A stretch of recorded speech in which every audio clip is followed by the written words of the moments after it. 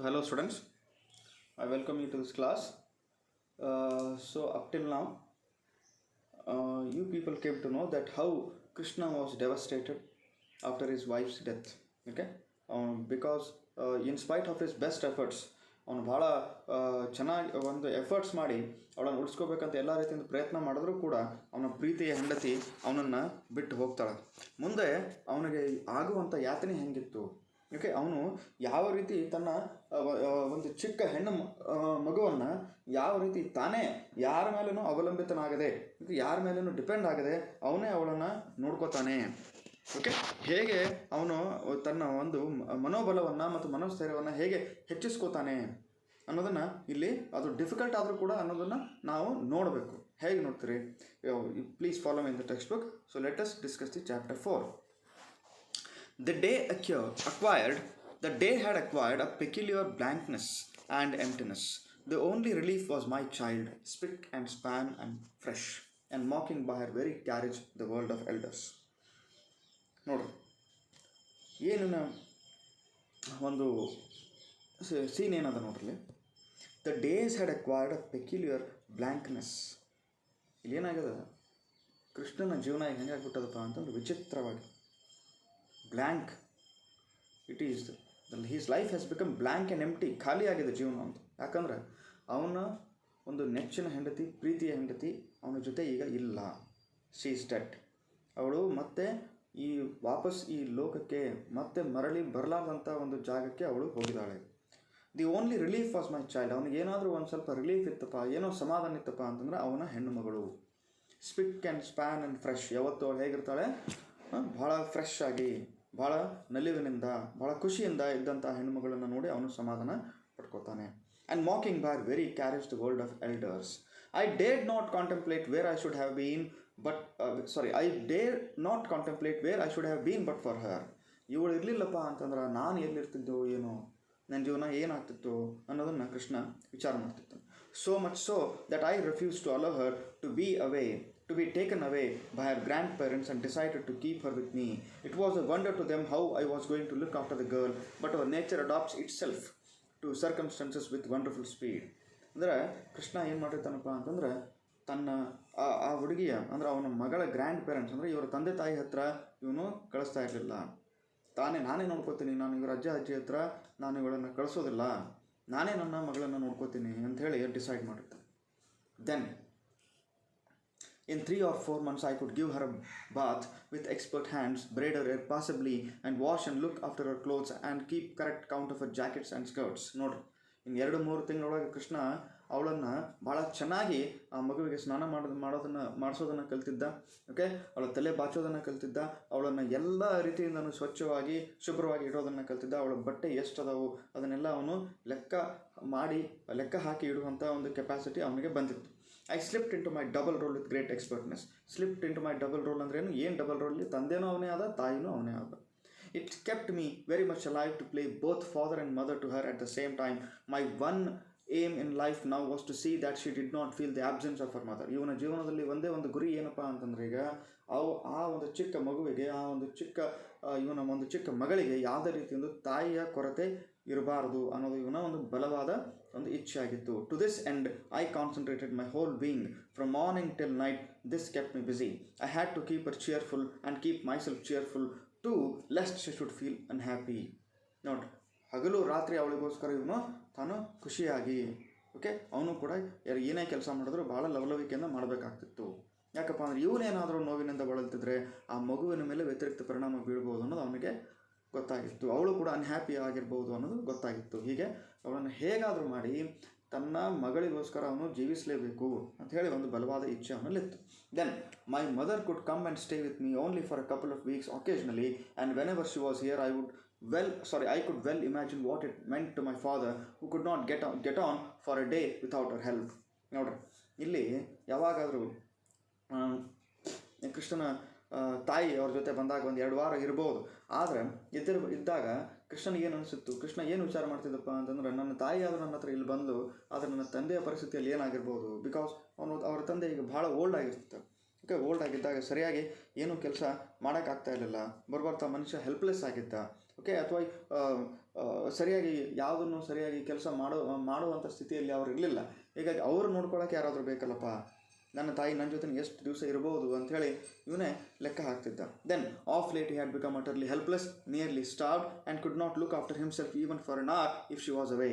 ಅಂದರೆ ಕೃಷ್ಣನ ತಾಯಿ ಇರಲಿಲ್ಲಪ್ಪ ಅಂತಂದ್ರೆ ಸರಿಯಾಗಿ ಏನೂ ಕೆಲಸ ಮಾಡೋಕ್ಕಾಗ್ತಾ ಇರಲಿಲ್ಲ.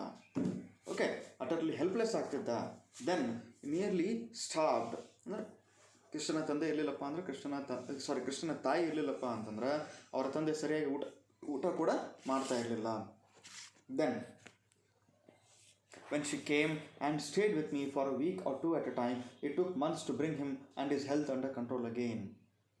ನೋಡ್ರಿ, ಕೃಷ್ಣನ ತಾಯಿ ಇಲ್ಲಿ ಬಂದಾಗ ಅಂದರೆ ಕೃಷ್ಣನ ಬಳಿ ಬಂದಾಗ ಈ 1-2 ವಾರ ಇವ್ರು ಏನಾದರೂ ಇದ್ರಪ್ಪ ಅಂತಂದ್ರೆ ಕೃಷ್ಣನ ಜೊತೆ ಇದ್ದಾಗ ಕೃಷ್ಣನ ತಂದೆ ಹೆಲ್ತ್ ಇಷ್ಟು ಅಪ್ಸೆಟ್ ಆಗ್ತಿತ್ತಪ್ಪ ಅಂದ್ರೆ ಅವ್ರನ್ನ ರಿಕವರ್ ಮಾಡಬೇಕಂದ್ರೆ ಮಿನಿಮಮ್ ಏನಿಲ್ಲ ಅಂದರೂ 1-2 ತಿಂಗಳು ಟೈಮ್ ಹೋಗ್ತಾ ಇತ್ತು. My mother was very good and help me ಅನ್ಗ್ರಜಿಂಗ್ಲಿ.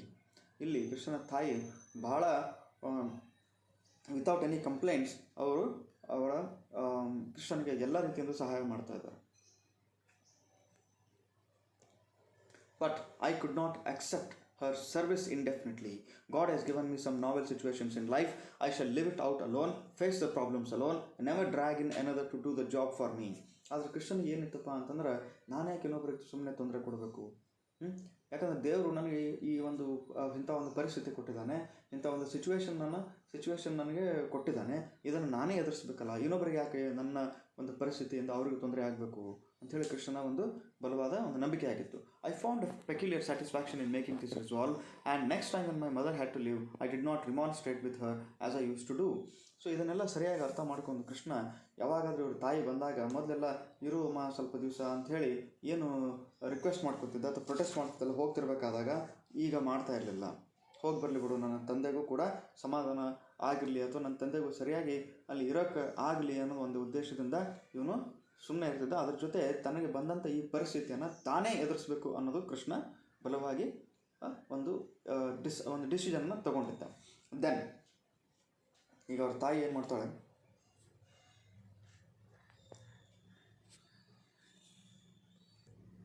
She suggests, ಕೃಷ್ಣನ ತಾಯಿ ಅವ್ನಿಗೆ ಏನು ಸಜೆಷನ್ ಕೊಡ್ತಾರಪ್ಪ ಅಂತಂದ್ರೆ, Kittu send the child with me, why are you so stubborn, ಯಾಕೆ ಇಷ್ಟು ಹಠ ಮಾಡ್ತೀಯಪ್ಪ, ಮಗುಗೆ ನನ್ನ ಜೊತೆ ಕಳಿಸ್ಕೊಡು ಅಂತ ಹೇಳ್ತಾರೆ. ಅವಾಗ ಏನಾಗ್ತದೆ, she grieve angry with me when I went to see her off. ಕೇಳ್ತಿರೋದಲ್ಲ, ಕೃಷ್ಣ ಒಪ್ತಿರೋದಿಲ್ಲ, ಇನ್ನೂ ಕೃಷ್ಣನ ಮೇಲೇ ಸೆಟ್ ಮಾಡ್ಕೋತಾರೆ. ಯಾಕಂದ್ರೆ ಕೃಷ್ಣ ಅವರನ್ನು ಕಳ್ಸೋಕ್ಕೆ ಕೃಷ್ಣನೂ ಕೂಡ ಬಂದಾಗ ಅವರು ಬಹಳ ಸೆಟ್ ಮಾಡ್ಕೊಂಡಿರ್ತಾರೆ. She sat in the bus, I and little child stood by waiting for the bus to start.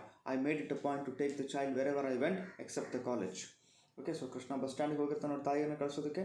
So Krishna ಮಗಳಿಗೂ ಕರ್ಕೊಂಡು ಹೋಗಿರ್ತಾನೆ ಬಿಡೋದಕ್ಕೆ. ಸೊ ಕೃಷ್ಣ ಒಂದೇನು ಡಿಸೈಡ್ ಮಾಡಿರ್ತಾನಪ್ಪ, ಎಲ್ಲೇ ಹೋದರೂ ತಾನು ತನ್ನ ಮಗಳನ್ನು ಕರ್ಕೊಂಡು ಹೋಗಬೇಕು, ಕಾಲೇಜ್ ಬಿಟ್ಟು ಎಲ್ಲೇ ಹೋದ್ರೂ ಕೂಡ ಮಗಳು ಅವನ ಜೊತೆನೇ ಇರಬೇಕಂತ ಡಿಸೈಡ್ ಮಾಡಿರ್ತಾನೆ. You are unpractical and stubborn, my mother persisted. ನೀನು ಅನ್ಪ್ರಾಕ್ಟಿಕಲ್ ಆಗಿ ನೀನು ಸರಿಯಾಗಿ ಡಿಸಿಷನ್ ತೊಗೊಳಕ್ಕೆ ಬರ್ತಾ ಇಲ್ಲ ನನಗೆ, ಮಗುನ ನನ್ನ ಜೊತೆ ಕಳಿಸು, ನಾವು ನೋಡ್ಕೋತೀವಿ ಅವಳಿಗೆ ಅಂತ ಹೇಳ್ತಾನೆ.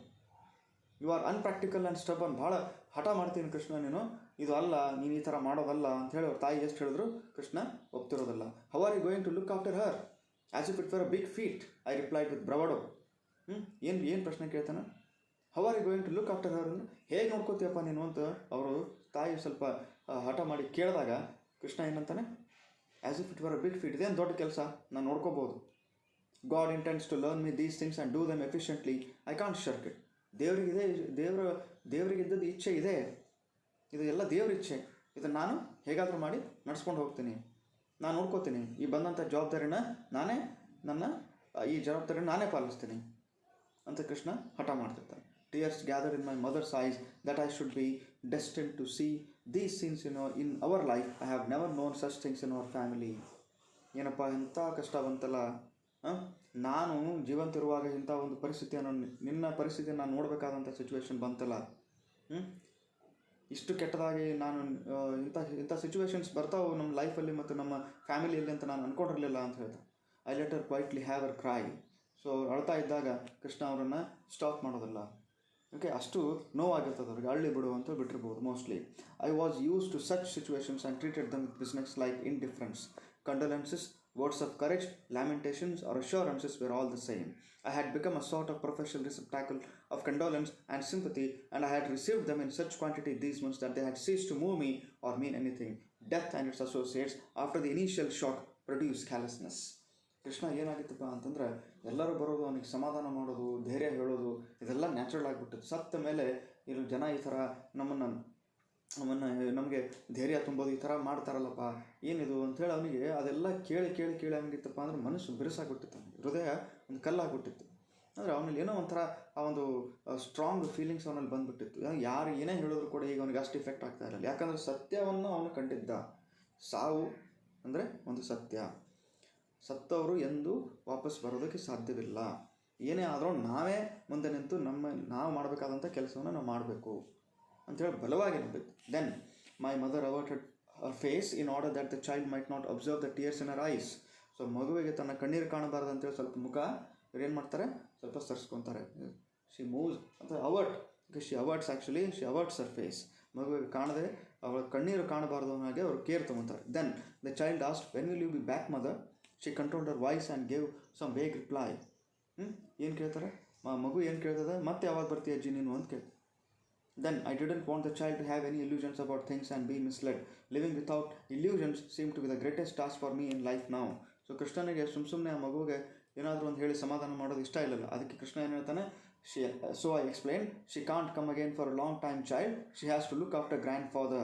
That was the stuff to give humanity, nurtured in illusions from beginning to end. The twists and turns of it would cease to shock if we knew and expected nothing more than the barest truths and facts of life. So ಜೀವನದ ಕಠೋರತೆಯನ್ನು ಇವನು ಕೃಷ್ಣ ಅರ್ಥ ಮಾಡಿಕೊಂಡು ಮಗು ಏನು ಹೇಳ್ತಾನಪ್ಪ ಅಂತಂದ್ರೆ, ಇನ್ನು ಅವಳು mostly ಬರಲಿಕ್ಕಿಲ್ಲ, ಈಗ ಬರೋದಿಲ್ಲಪ್ಪ. ಯಾಕಪ್ಪ ಅಂತಂದ್ರೆ ನಿಮ್ಮ ಅಜ್ಜರಿಗೆ ನೋಡ್ಕೊಳ್ಬೇಕಾಗ್ತದೆ, ನಿಮ್ಮ ಅಜ್ಜಿ ಅಲ್ಲೇ ಇದ್ದು ಅಂತ ಹೇಳ್ತಾರೆ. Okay, then how long will she be away? This was a point about which I could not be very clear, but it moved my mother and she said, I shall try to be back as soon as possible. I only wish your grandfather were more helpful.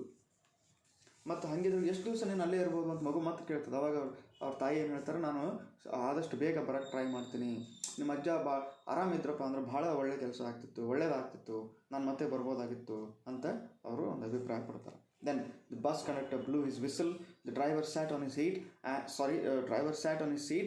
An old village woman with a basket on her knee sitting next to my mother asked, where are you going? So bus conductor whistle ಹಾಕಿದ. ಅವಾಗ driver ಮತ್ತು ಇನ್ನೇನು bus start ಆಗುವಂಥ ಒಂದು situation ಬಂತು. Driver ತನ್ನ seat ಮೇಲೆ ಅದಾನೆ. ಆಮೇಲೆ ಕೃಷ್ಣನ ತಾಯಿ ಪಕ್ಕ ಒಬ್ಬ ವಿಲೇಜ್ ಲೇಡಿ, ಒಂದು ಹಳ್ಳಿಯ ಹೆಣ್ಮಗಳು ಬಂದು ಕುಂತಿರ್ತಾರೆ.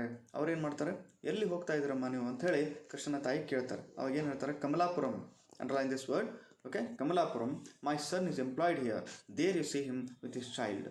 ಕಮಲಾಪುರಂ ಹೋಗ್ತಾ ಇದ್ದಾನೆ, ನನ್ನ ಮಗ ಇಲ್ಲಿ ಕೆಲಸ ಮಾಡ್ತಾ ಇದ್ದಾನೆ, ನೋಡ್ರಿ ಅಲ್ಲಿ ನಾವು ನನ್ನ ಮಗ ಅವನು ಆ್ಯಕ್ಚುಲಿ ತನ್ನ ಮಗನ ಜೊತೆ ನಿಂತಿದ್ದಾನೆ ನೋಡ್ರಿ ಅಂತ ಹೇಳ್ತಾರೆ. She whispered, a motherless child and so I come here often. ಏನು ಮಾಡೋದು, ಆ ಮಗುವಿಗೆ ತಾಯಿ ಇಲ್ಲ, ಹೀಗಾಗಿ ನಾನೇ ಬರಬೇಕಾಗ್ತದೆ ಅಂತೇಳಿ ಅವ್ರ ತಾಯಿ ಹೇಳ್ತಾರೆ.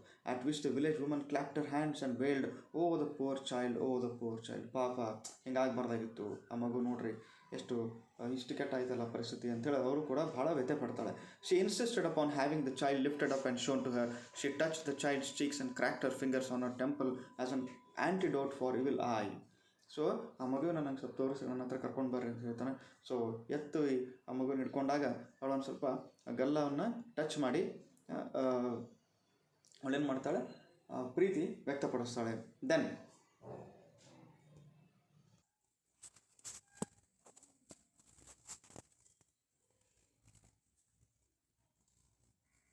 ಸೊ ಆ ಮಗುವನ್ನ ನೋಡಿ ಪ್ರೀತಿ ಮಾಡ್ತಾ ಆ ಓಲ್ಡ್ ಲೇಡಿ ಏನಂತಾಳಪ್ಪ ಅಂತಂದ್ರೆ, she cried, what a beauty and a girl, ಎಷ್ಟು ಚಂದದಪ್ಪ ಹುಡುಗಿ, ಎಷ್ಟು ಚೆನ್ನಾಗಿದ್ದಾಳೆ ಚಿಕ್ಕ ಹುಡುಗಿ ಅಂಥೇಳಿ ಒಂದು ಪ್ರೀತಿಯನ್ನು ವ್ಯಕ್ತಪಡಿಸ್ತಾಳೆ. ಇದನ್ನು ನೋಡಿ ಕೃಷ್ಣನ ತಾಯಿಗೆ ಇನ್ನೂ ಸ್ವಲ್ಪ ಮನಸ್ಸಿಗೆ ಕೆಟ್ಟ ಅನ್ನಿಸ್ತದೆ, ಭಾಳ ಬೇಜಾರಾಗ್ತದೆ. ಸೊ ಇದೆಲ್ಲವನ್ನು ನೋಡಿ ಕೃಷ್ಣಗೆ ಸ್ವಲ್ಪ ಇನ್ನೂ ವೇದನೆ ಒಂಥರ ಕೆಟ್ಟ ಅನ್ನಿಸ್ತದೆ. ಅವನಿಗೆ ಭಾಳ ಬೇಜಾರಾಗ್ತಿರ್ತದೆ, ಯಾವಾಗ ಬಸ್ ಮುಂದೆ ಹೋಗ್ತದಪ್ಪ, ಬಸ್ ಯಾವಾಗಾದರೂ ಸ್ಟಾರ್ಟ್ ಆಗ್ತದೆ ಅನ್ನೋ ಒಂದು ಭಾವನೆ ಅವನಲ್ಲಿ ಬರ್ತಾ ಇರ್ತದೆ. Then but the conductor would not allow it to go. He was deeply involved in a controversy with another villager who refuse to pay the regular fare but wanted some concession. ಈಗ ಇಂಥ ಸಮಸ್ಯೆ, ಇವರು ಕೃಷ್ಣನ ಒಂದು ವೇದನೆ ನಡು ಏನಾಗಿರ್ತದಪ್ಪ ಅಂದ್ರೆ bus conductor ಇನ್ನೊಬ್ಬನ ಜೊತೆ ಜಗಳ ಮಾಡ್ತಿರ್ತಾನೆ ಅಲ್ಲಿ. ಓಕೆ, ಒಂದು ಯಾವುದೋ ಒಂದು ಅಲ್ಲಿ ಬಸ್ ಫೇರ್ ವಿಷಯಕ್ಕೆ ನಡು ಜಗಳ ಆಗಿರ್ತದೆ. ಆ ಜಗಳದಲ್ಲಿ ಬಸ್ ಬೇಗ ಹೋಗ್ತಾ ಇಲ್ಲ. Then what happens, the village woman now said, when is he marrying again? I was shocked to hear it, and my mother felt confused. She knew how much such talk upset me. ಮತ್ತೆ ಆ village woman, ಆ old lady ಏನು ಕೇಳ್ತಾಳಪ್ಪ ಅಂದ್ರೆ, ಇವನು ಮತ್ತೆ ಯಾವಾಗ marriage ಆಗ್ತಾ ಇದ್ದಾನೆ ನಿನ್ನ ಮಗ, ಮತ್ತೆ ಯಾವಾಗ ಮದುವೆ ಆಗ್ತಾನೆ ಇವನು ಅಂತ ಕೇಳ್ತಾಳೆ. ಅವಾಗ ಈ ಮಾತುಗಳನ್ನ ಕೇಳಿ ಕೃಷ್ಣಗೆ ಭಾಳ ಬೇಜಾರಾಗ್ತದೆ, ಕೃಷ್ಣನ ತಾಯಿಗೂ ಒಂಥರ ಬೇಜಾರಾಗ್ತೈತಿ. ಓಕೆ, ದೆನ್ ನೋಡೇನಂತಾರೆ, she did not wish me to overhear it, but the old woman stared at me and said. ಆ ಓಲ್ಡ್ ವುಮನ್ ಮತ್ತು ಕೃಷ್ಣನ ಕಡೆ ನೋಡ್ತಾ ಏನು ಹೇಳ್ತಾಳಪ್ಪ ಅಂತಂದರೆ, you must marry again, you are so young. My mother was agitated and desperately tried to suppress her. Oh, don't speak of all that now. The old woman could not be suppressed so easily. She said, why not? He is so young. How can you manage the child?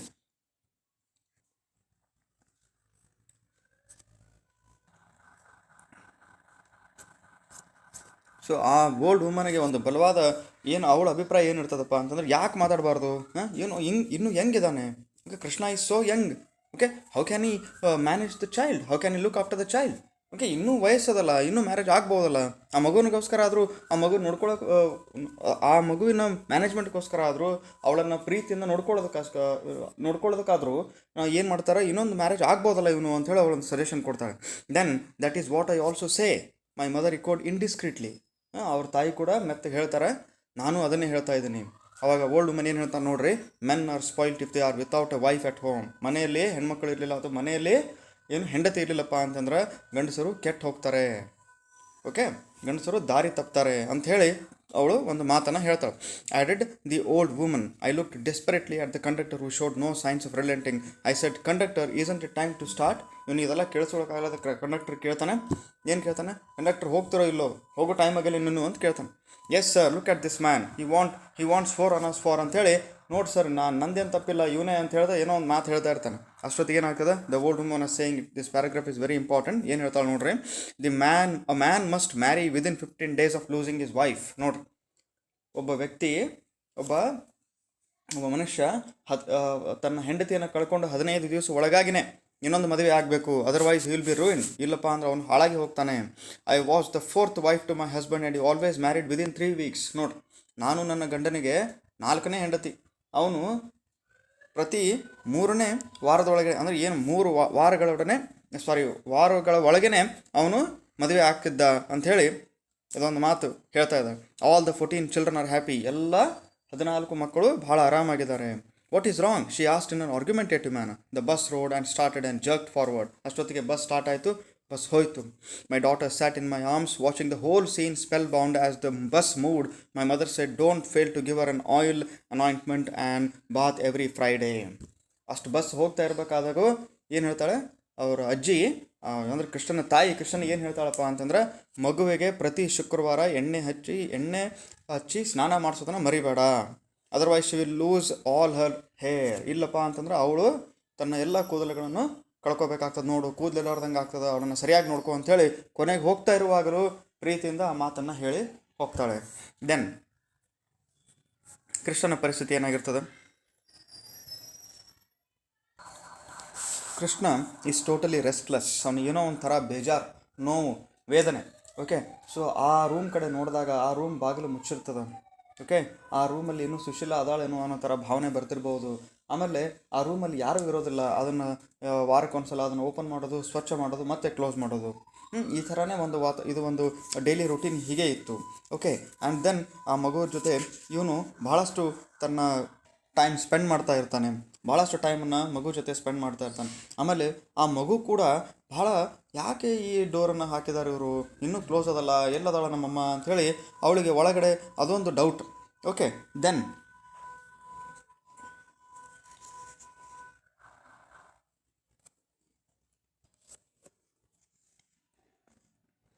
So ಮಗುವಿಗೆ ಏನೋ ಆ ರೂಮಿನ ಬಗ್ಗೆ ಒಂದು interest, ಯಾಕೆ ನಮ್ಮ ತಾಯಿ ಹೊರಗೆ ಬರ್ತಾ ಇಲ್ಲ, ಯಾಕೆ ಇವರೆಲ್ಲ ಆ ಡೋರನ್ನು ಮುಚ್ಚಿದ್ದಾರೆ. ಪ್ರತಿ ಸಲ ಕೇಳ್ತಿರ್ತಾರೆ, ಅಮ್ಮ ಇಲ್ಲದಾಳೆ, ಯಾಕೆ ಆ ಡೋರನ್ನ ಮುಚ್ಚಿದ್ದಾರೆ. ಹೀಗೆ ಈ ಥರ ಪ್ರಶ್ನೆ ಕೇಳಿದಾಗ ಮಗುವಿಗೆ ಯಾವ ರೀತಿ ಕನ್ವಿನ್ಸಿಂಗಾಗಿ ಆನ್ಸರ್ ಕೊಡ್ತೀರಿ ನೀವು. ಸಾವು ಅಂದರೆ ಏನು ಅನ್ನೋದು ಗೊತ್ತಿರೋದಿಲ್ಲ. ಅಂಥ ಒಂದು ಪರಿಸ್ಥಿತಿಯಲ್ಲಿ ಆ ಮಗುವಿಗೆ ಯಾವ ರೀತಿ ಆನ್ಸರ್ ಕೊಡಬೇಕು ಅನ್ನೋದು ಇವ್ರಿಗೆಲ್ಲರಿಗೂ ಒಂಥರ ತಿಳಿಲಾರದ ವಿಷಯ ಆಗಿಬಿಟ್ಟಿರ್ತದೆ. ಇಂಥದ್ರಲ್ಲಿ ಅವ್ರು ಏನು ಮಾಡ್ತಿರ್ತಾರೆ, ಸುಶೀಲನ ತಂದೆ ಅಂದರೆ ಕೃಷ್ಣನ ಮಾವ, ಇವರು ಕೂಡ ಆ ಮಗುನ ಭಾಳ ಪ್ರೀತಿಯಿಂದ ನೋಡ್ಕೋತಾ ಇರ್ತಾರೆ. ಈ ಥರ ಪ್ರಶ್ನೆ ಮಾಡಿದಾಗ ಅವಳನ್ನು ದಿಕ್ಕು ತಪ್ಪಿಸಿ ನಾನು ಡಾಲ್ ಕೊಡಿಸ್ತೀನಿ, let me take you to the market and buy your doll ಅಂತ ಹೇಳಿ he use to take her out actually. And then ಈ ಥರ ಮಾಡಿ ಆ ಮಗುವಿನ ದಿಕ್ಕು ತಪ್ಪಿಸೋದು. ಓಕೆ, ಅಂದರೆ ಆ ಮಗುವಿಗೆ ಸರಿಯಾಗಿ ಕನ್ವಿನ್ಸಿಂಗ್ ಆನ್ಸರ್ ಕೊಡದೆ ಅವಳ ಗಮನವನ್ನು ಬೇರೆ ಕಡೆ ಹರಡೋ ಹಂಗೆ ಮಾಡೋದು ಇದು ಡೈಲಿ ರೂಟೀನ್ ಆಗಿತ್ತು.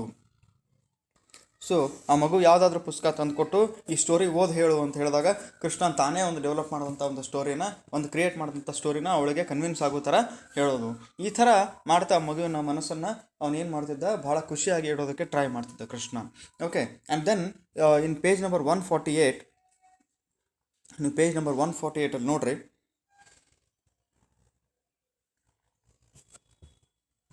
Page number 148.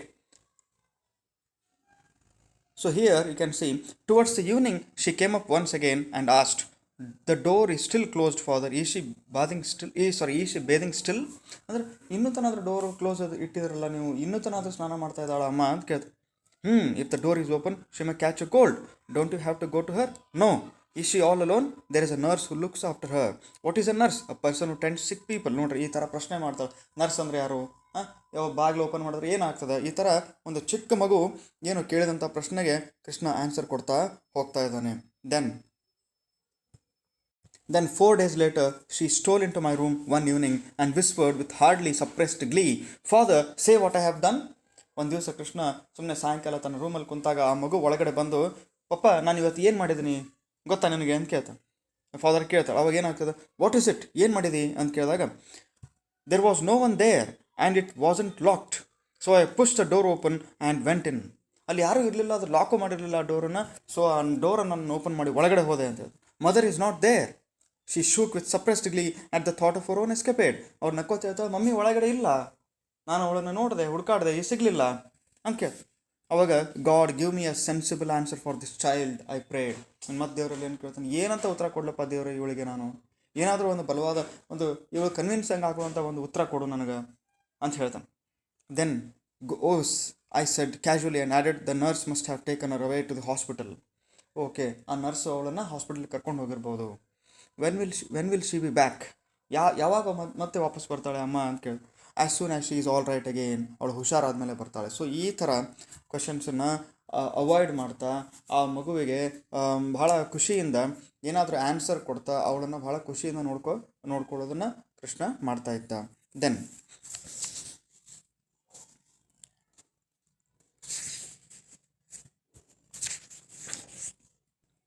So these kind of things happened in Krishna's house. Okay, so ಈ ಮಗು ಕೃಷ್ಣನಿಗೆ ಹೆಂಗಿದ್ರು ತಾಯಿಯನ್ನು ಕಳ್ಕೊಂಡಿದ್ದಾಗ ಇವನಿಗೆ ಈ ಮಗುವಿಗೆ ಯಾವ ರೀತಿ ನಾನು ನೋಡ್ಕೋಬೋದು ಅನ್ನೋ ಇಂಥ ಪ್ರಶ್ನೆ ಕೃಷ್ಣನಿಗೆ ಭಾಳ ಕಾಡ್ತಾ ಇತ್ತು. ಹೀಗಿದ್ದಾಗ ಆ ಮಗುವಿಗೆ ಯಾವುದೇ ರೀತಿ ತೊಂದರೆ ಆಗದೆ, ಅವಳ ಮನಸ್ಸಿಗೆ ಯಾವುದೇ ರೀತಿ ಘಾಸಿ ಆಗದೆ, ಯಾವುದೇ ರೀತಿ ನೋವಾಗದೆ, ಕೃಷ್ಣ ಆ ಒಂದು ಚಿಕ್ಕ ಮಗುವಿನ ಮುಗ್ಧ ಪ್ರಶ್ನೆಗಳನ್ನು ಕೇಳ್ತಾ ಅದಕ್ಕೆ ತನ್ನದೇ ಆದಂಥ ಶೈಲಿಯಲ್ಲಿ ಅವನು ಉತ್ತರ ಕೊಡ್ತಾ ಅವಳ ಜೊತೆ ಕಾಲ ಕಳೀತಾ ಇದ್ದ. ಅವಳು ಏನಾದರೂ ಒಂದು ದೊಡ್ಡ ಪುಸ್ತಕ ತಂದು, ಅದು ಸ್ಟೋರಿ ಬುಕ್ ಇಲ್ಲದೆ ಇರ್ಬೋದು, ಆದರೂ ಕೂಡ ಪುಸ್ತಕ ತಂದು ಅವ್ನ ಮುಂದೆ ಇಟ್ಟು ಈ ಸ್ಟೋರಿ ಓದು ಅಂತ ಹೇಳ್ತಿದ್ಲು. ಸೊ ಅವಾಗ ಏನು ಮಾಡ್ತಾರೆ, ಕೃಷ್ಣ ತಾನೇ ಕ್ರಿಯೇಟ್ ಮಾಡಿದಂಥ ಸ್ಟೋರಿನ ಹೇಳೋದು. ಓಕೆ, ಈ ಥರ ಏನೋ ಒಂದು ಮಾಡಿ ಆ ಮಗುವಿಗೆ ಒಂದು ಚೆನ್ನಾಗಿ ನೋಡ್ಕೊಳ್ಳೋವಂಥ ಕ್ರಿಯೆಯನ್ನು ಕೃಷ್ಣ ಮಾಡ್ತಾ ಇದ್ದ. So it so happen that Krishna was totally disturbed by the death of his wife. Okay, and that disturbance had moved him very deeply. He had one thing in mind. ಅವನು ಒಂದೇ ಒಂದು ವಿಷಯ ಭಾಳ ಅವನ ತಲೆಯಲ್ಲಿ ಏನಿತ್ತಪ್ಪ ಅಂತಂದ್ರೆ, that he should never make his daughter cry, that he should never make his daughter experience pain. ಯಾವುದೇ ರೀತಿಯಿಂದ ಅವಳಿಗೆ ತೊಂದರೆ, ನೋವು ಆಗಬಾರ್ದು. ತಾಯಿ ಇಲ್ಲ ಅನ್ನೋ ಒಂದು ವೇದನೆ ಅವಳಿಗೆ ಕಾಡಬಾರ್ದು. ತಾಯಿ ಇಲ್ಲಾರ್ದಂಥ ಒಂದು ನೋವನ್ನು ಅವಳು ಅನುಭವಿಸಬಾರ್ದು. ನಾನೇ ಚೆನ್ನಾಗಿ ನೋಡ್ಕೋಬೇಕು ಇವಳನ್ನು ಅಂಥೇಳಿ ಕೃಷ್ಣ ಏನು ಬಲವಾಗಿ ಆ ಒಂದು ಡಿಸಿಷನ್ ತೊಗೊಂಡು ತನ್ನ ಮಗಳನ್ನು ಪ್ರೀತಿಯಿಂದ ಸಾಕ್ತಾನಲ್ಲ, ಅದು ನಿಜವಾಗ್ಲೂ it is very commendable job. Okay, so I choose to stop here. I will continue in the next class. Thank you.